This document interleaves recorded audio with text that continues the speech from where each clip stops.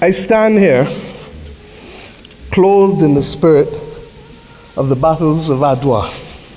በቅርቡ በ38ኛ አፍሪካ ህብረት የመሪዎች ጉባኤ ላይ ንግግር ያደረጉት የባርባዶስ ጠቅላይ ሚኒስትር ሚያ ሞርሞርትሌ የአድዋን ድል መንፈስ ተላብሰው ነበር። በብሪተኛ ወራሪዎች ላይ ድል መጎናጸፍ ለመላው ጥቁር ህዝቦች የነጻነት ወኔ ያላበሰ ነበር ያሉት። We have to emancipate ourselves from mental slavery and to build the future. ከጥቂት ዓመታት በፊት ከአፍሪካ ሀገራት የተጋበዙ የዩኒቨርሲቲ ምሁራን የአድዋ ጦርነት የተካሄደበትን አካባቢ ጎብኝተው ነበር። ድብድቦን አንዱ አፈሩን እንዲዛቀና ፊቱን ይሄ የተቀደሰ አፈር ነው የኛ አፍሪካዊ አፈር በአፈር ፊቱን ቀባው በቃ የተቀደሰ አፈር እዚህ ላይ የተሰዉ ወገኖቻችን ወንድሞቻችን እህቶቻችን ናቸው እኛን እዚህ ላይ ሊያደርሱን የቻሉት አፍሪካዊ ከዛምቢያ ወይ ምናምን የመጣ ሰው ዞረን አንድ ምልክት አጣን ምንም መታሰቢያ ነገር እዛ ላይ አልተመሰረተም። አድዋ የኢትዮጵያን ድል ቢሆንም ተምሳሌትነቱ በዓሉ ክብሩ የመላው ዓለም ነው። ይህ ደግሞ በግልጽ በተግባር እየታየ ነው። አፍሪካውያን አድዋን ባለውለታችን ነው እያሉ ነው። የኢትዮጵያ ድል የኛም ድል ነው እያሉ ነው። የዓለም ጭቁኖች ድል የኛም ነው እያሉ ነው። የጭቁኖች ሁሉ ነፃ መውጣት ቀናይ ማለት በዓል ነው። በእርግጥም አድዋ ድል ነው። አድዋ እኩልነት ነው። አድዋ በህብረት መቆም ነው። በየጊዜው አመቱን እየጠበቅን 10ም 20ም እየጨመርን ቦታው ላይ ስናከብር እንደ ብራዚል ካርኒቫል ሆነ። ብሶት ያለው ብሶቱን የሚወጣበት ጨዋታ የሚፈልገው ጨዋታውን የሚወጣበት ታሪኩን የሚያውቁ ሰዎች ደግሞ ያ የቀድሞውን የሚያስታውሱበት አይነት ከተማው ውስጥ የአድዋን በዓል በዚህ አይነት መልክ ማስከበር ተጀመረ። በአድዋ ድል ላይ የጀግኖች መስዋዕትነት መክፈል በምክንያት ነው ለቀጣዩ ትውልድ የታፈረችና የተከበረች ሀገር ለማስረከብ። እዚህ ላይ ግን ልብ ሊባል የሚገባው ጉዳይ አለ። በአድዋ ዘመቻ ወቅት በተለያየ መንገድ ዝግጅት ተደርጓል። በቀዳሚነት የአድዋ ድል የመገኘቱ ሰበብ ዝግጅቱ ነው። ዝግጅቱ ለድሉ ቅድመ ሁኔታ ነበር። የሲባል የነበረው አመራርም መዘንጋት የለበትም። ለድሉ ያበቃን ምንድነው? ዝግጅቱ ነው እና አመራርና ዝግጅት መሆኑን በደንብ ልትገነዘብ ትችላለህ። በዛን ጊዜ ጣሊያን የነበረው መሳሪያ በሙሉ ኢትዮጵያኖችም ነበራቸው። እንዴት አገኙት? ግማሹን በደል አጼ ምኒልክ እኮ 1 ሚሊዮን ሊሬ ተበደረው ከጣሊያን ጥይትና ጠመንጃ ገዝተው ከዛ በኋላ ጦርነቱን አልጀመሩም። ያን ዕዳ መልሰው ሳይከፍሉ ከከፈሉ በኋላ ነው ጦርነት የገቡት። የአድዋ ዘመቻ ሁሉም ኢትዮጵያ የተሳተፈበት ነው። ዘማቹ ከሀገሪቱ ሁሉም አቅጣጫ ነው የተመመው። ሀገር አደጋ ላይ ናት ሲባል አልጠበቀም፣ ብድግ ነው ያለው። ምክንያቱም ህዝቡ ለነጻነቱ ለሉዓላዊነቱ ቀናይ ነውና። የሁሉም መነሳሳት ሰበቡ አገርን ማስቀደም ነው። በንጉሱ የተላለፈው መልእክት ግልጽ ነበር። የውጭ መንግስት ሀገራችንን ሊወር መጥቷል፣ ተባብረን አንድ ሆነን እንመልሰው ነው። አሁን ኢትዮጵያውያን አንድ ሆነው ጠላትን አሳፍረው መልሰዋል። ድሉ የመላው ኢትዮጵያን ነበር። የመላው አፍሪካውያንም ሆነ የመላው ዓለም ጭቁን ህዝቦችም ድል ሆነ። ለዚህ ነው የአድዋ ድል መንፈስ ነው የሚባለው በሌሎችም የሚጋባ። አድዋ ላይ ኢትዮጵያ ላይ ብቻ ታጥሮ አልቀረም። በመላው ዓለም የሚገኙትን ጥቁሮች ጭቁኖች ለነጻነት አነሳስቷል። ድልም ለውጥም ነጻነትም አምጥቷል። አድዋ ወረይሉ ላይ እንገናኝ ነው ያሉት። ትእዛዝ ነው የሰጡት። ነጋሪት እያስቆሸሙ አገርህን፣ ሚስትህን፣ ልጅህን፣ ንብረትህን ሊወርስ የመጣ ባሪያ ሊያረግ የውጭ መንግስት መጥቶብሃል፣ ተከተለኝ ነው ያሉት። የአድዋ ዘመቻ ጥሪ ሲደረግ በሁሉም የሀገሪቱ አካባቢ የተረጋገጠ ሰላም አልነበረም። የሁሉም አካባቢ ገዥና ህዝብ ከማዕከላዊ መንግስት ጋር እጅና ጓንት አልነበረም። መቃቃር ነበር፣ ችግር ነበር። በዚህ ረገድ አንድ ትልቅ ሥራ ተሰርቷል። ቁጭ ብሎ በችግሩ ላይ አለመግባባቱ ላይ ተነጋግሮ መፍታትና መተማመን መፍጠር ተችሏል። ይህን ሲያደርጉ በምክንያት ነው። በአገር ውስጥ መግባባት በአገር ውስጥ መተማመን ከሌለ የውጭውን ማሸነፍ አይቻላቸውምና የኢትዮጵያ ግዛት እየተስፋፋ በሚሄድበት ጊዜ የተወጉ አሉ፣ የተበደሉ አሉ። ግን ቁጭ ብለው ከአፄ ምኒልክ ጋራ እርቅ ፈጥረው እኮ ነው ወደ አድዋ ሊሄዱ የቻሉ። አንድ በዛን ጊዜ እንደውም የቆየው እኮ ጣሊያን እኮ ከ1869 ጀምሮ ነው አሰብን ከገዙበት አንስቶ ወደ ምጽዋ ሳጢ እያለ ነው እየተንሸራተተ በመጨረሻ ኤርትራ አልበቃኝ ብሎ ስላለው ኢትዮጵያንም ሊጠቀልልበት የመጣው ሶማሊያ አይበቃኝም ብሎ ኢትዮጵያን ሊጠቀልል የመጣው እና በነዛ ሁሉ ጊዜዎች ትግስት ነበረ፣ ብዙ ትግስት ነበረ። ለምንድን ነው ትግስት የነበረው?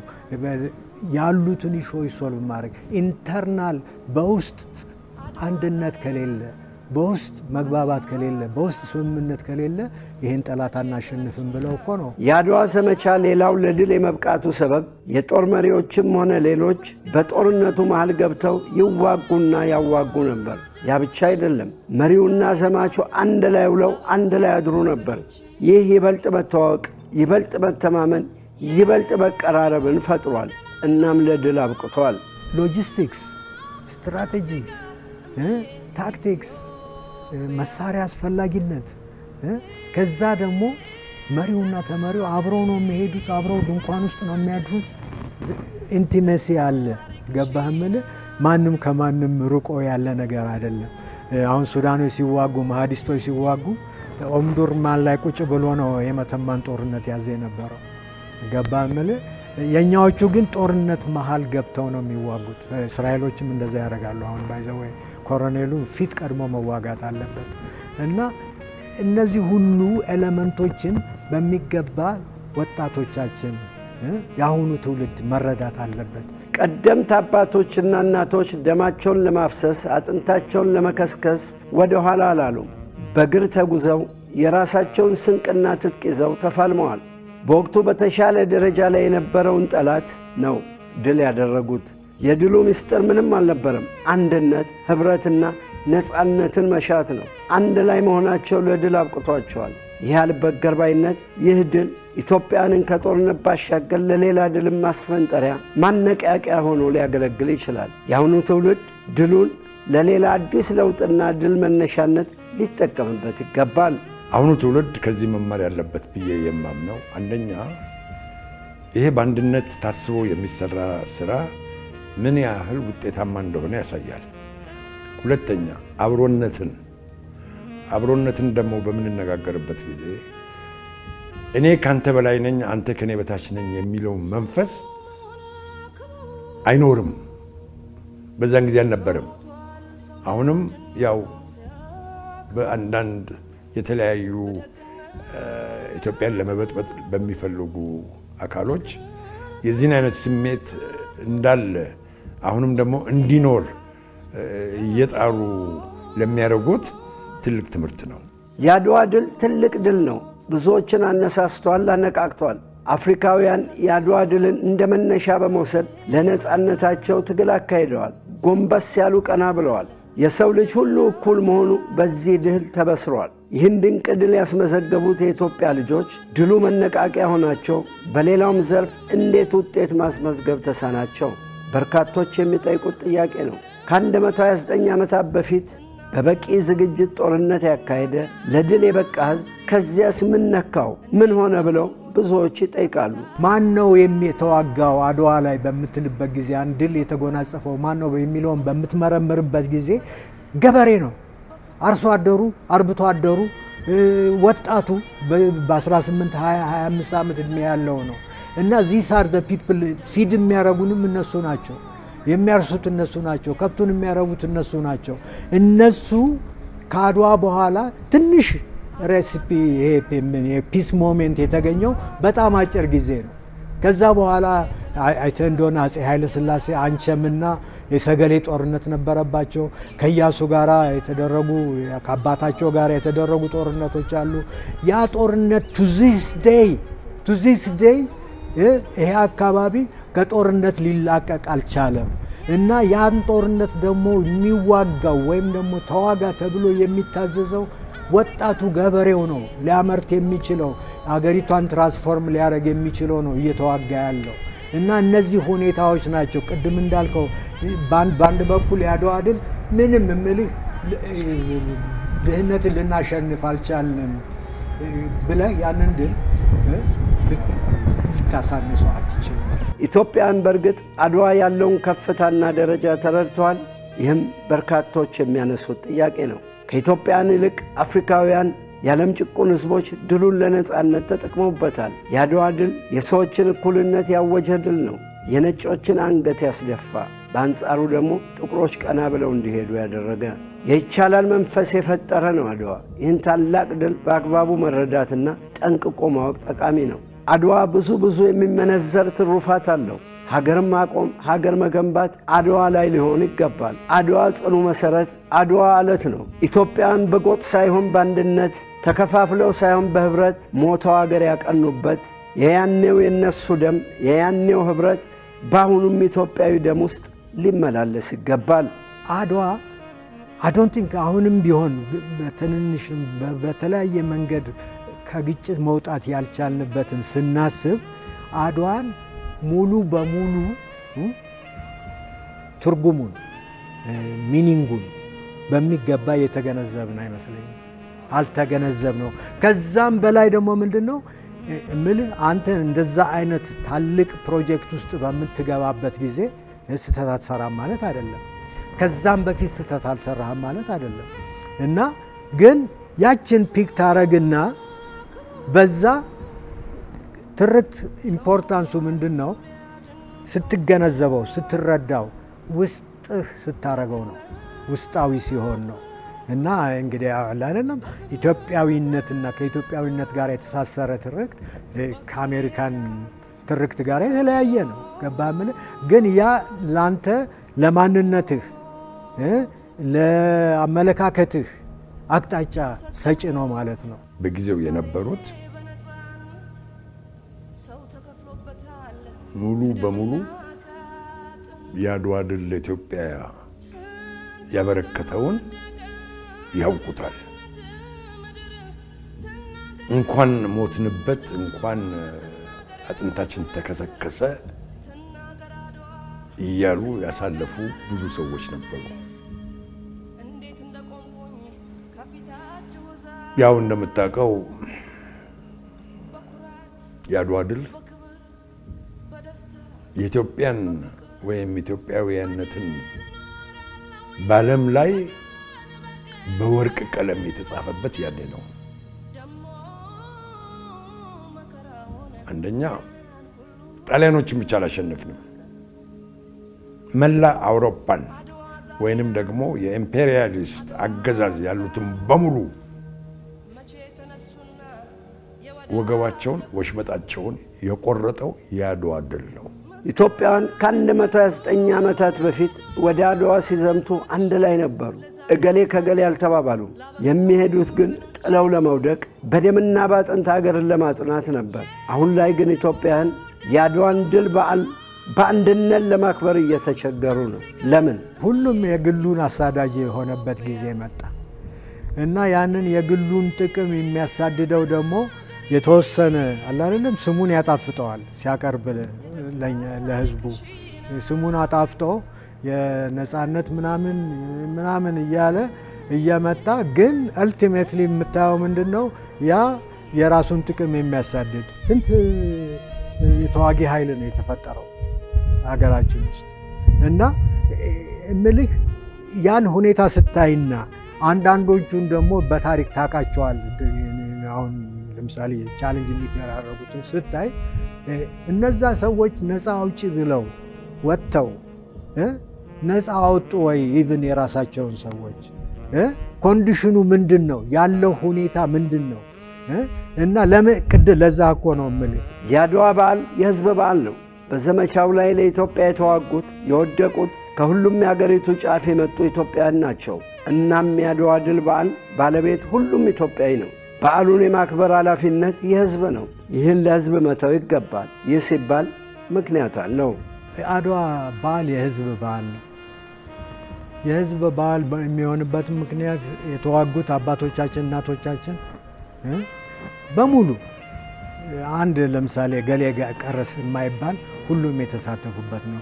ስለዚህ ባለቤትነቱ አድዋ የሁሉም ነው።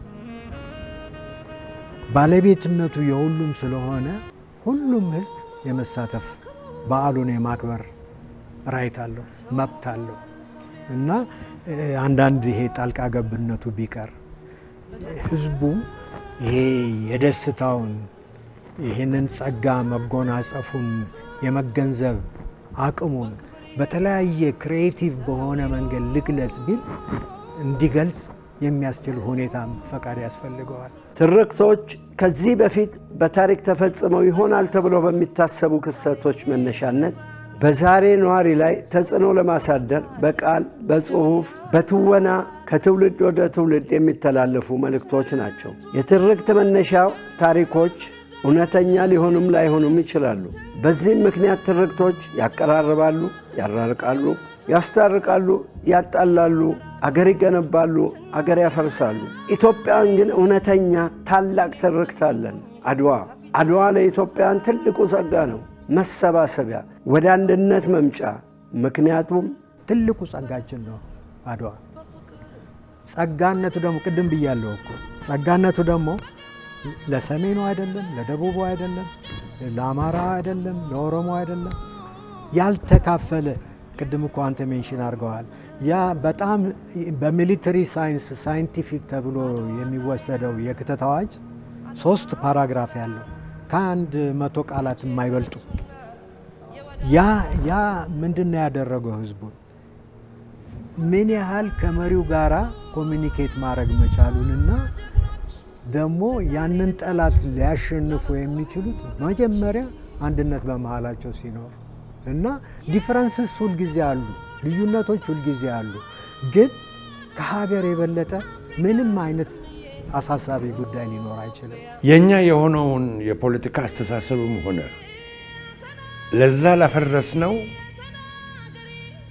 የተጠና ያስተዳደር ዘዴም ሆነ ፖሊሲ ባለመኖሩ የብዙ አይነት ፖለቲካ አስተሳሰብ ስናራመድ ቆየን።